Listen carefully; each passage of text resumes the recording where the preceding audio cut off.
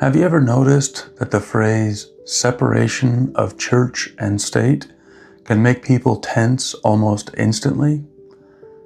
For some, it sounds like a noble protection of freedom. For others, it sounds like an attack on faith itself. And that emotional charge makes sense because underneath the politics, underneath the headlines, underneath the arguments on social media, this topic touches something deeply personal. What do we owe each other in a diverse society?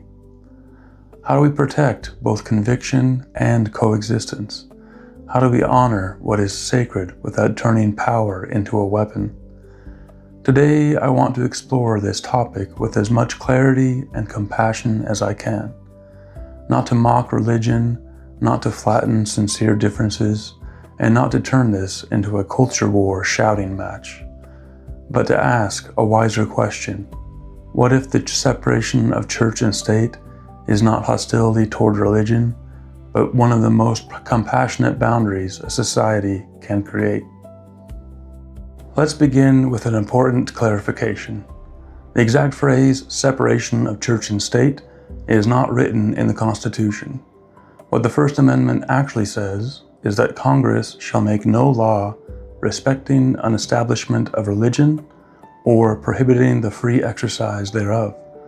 The famous wall of separation wording comes from Thomas Jefferson's 1802 letter to the Danbury Baptists, and over time, that phrase became a common shorthand for the basic constitutional principle. So in plain language, there are really two protections living side by side. First, government is not supposed to establish religion, meaning it should not officially set up, favor, or fuse itself with religion in a way that turns civic power into religious control. Second, government is not supposed to prohibit the free exercise of religion, meaning people should be free to follow their sincere faith without the state punishing or micromanaging belief itself. These protections now apply not only to Congress, but to state governments, as well as through the 14th Amendment. And that matters, because a lot of confusion comes from acting as though only one half of that principle exists. Some people emphasize freedom of religion, but forget freedom from government-imposed religion. Others emphasize non-establishment, but speak as though religious people should disappear from public life altogether. But the deeper constitutional wisdom is that these two principles belong together. Government neutrality toward religion exists alongside protection for religious exercise. In other words, the state is not supposed to become your church, and your church is not supposed to become the state. Here's the part I think often gets missed. The separation of church and state does not only protect atheists, agnostics, or the non-religious. It also protects the deeply religious. If you are a Christian, do you really want politicians deciding what real Christianity is? If you are Jewish, Muslim, Hindu, Buddhist, Sikh, or part of a smaller tradition, do you want the machinery of the state tilted towards someone else's theology? And even within the same broad religion, do you want government officials choosing which interpretation gets power? History has shown us again and again that once the state starts reaching for the sacred, two things often happen. Religion gets politicized, and politics gets sanctified. That is a dangerous combination. Because faith at its best is supposed to awaken conscience, not replace it with coercion. And government at its best is supposed to serve a pluralistic people, not crown one group's doctrine as though the official voice for everyone. The religion clauses were built around exactly this tension, guarding against establishment while protecting free exercise. A compassionate society understands something simple but profound. Conscience becomes less sacred the moment it is forced. A prayer required by power is not deeper prayer.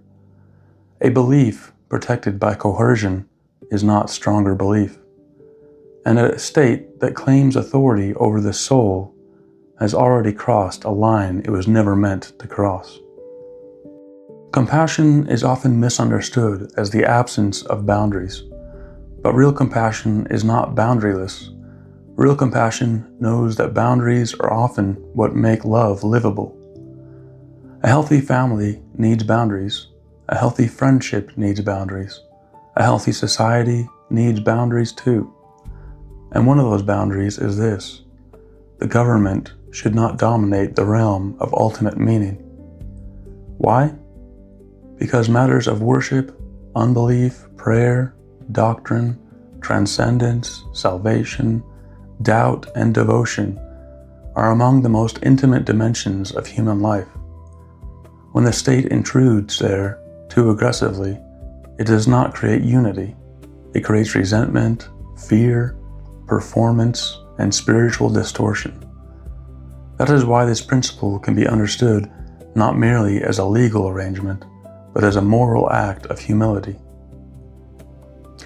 It is society saying, we will live together, we will share roads, laws, schools, and civic responsibilities, but we will be careful with the human soul.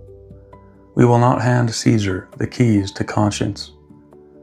That, to me, is profoundly compassionate, because compassion does not say, everyone must believe as I do. Compassion says, your conscience is precious too. Now, to be balanced, we should also say what separation of church and state is not. It is not the idea that religion has no value. It is not the claim that faith communities cannot do immense good. It is not the belief that religious people must hide their convictions in public. And it is not a demand that society become spiritually empty. The constitutional structure is more subtle than that. The Establishment Clause limits governmental establishment and certain forms of government support, while the Free Exercise Clause protects religious observance and belief. In practice, American law has long wrestled with both separation and accommodation, because the goal is neither theocracy nor forced secularism, but a civic order that does not turn the state into a religious authority. And that means religious voices can still contribute to public life. Moral vision can still inspire service. Faith can still animate generosity, courage, civil rights work, peacemaking, and care for the vulnerable. The question is not whether religion may exist in society. Of course it may. The real question is whether the government itself should be allowed to privilege, enforce, or merge with religion in ways that injure equal citizenship and freedom of conscience.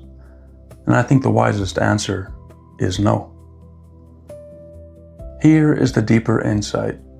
A truly compassionate society does not ask, how do we make everyone the same? It asks, how do we live together honorably while remaining genuinely free? And that is where the separation of church and state reveals its deeper wisdom. It creates room for belief, room for doubt, room for devotion, and room for disagreement, room for minorities, room for majorities to be restrained, room for faith to be sincere rather than state-managed, room for citizenship to be shared rather than sectarian. In that sense, separation is not cold. It is not merely bureaucratic. It is not just a technical constitutional arrangement.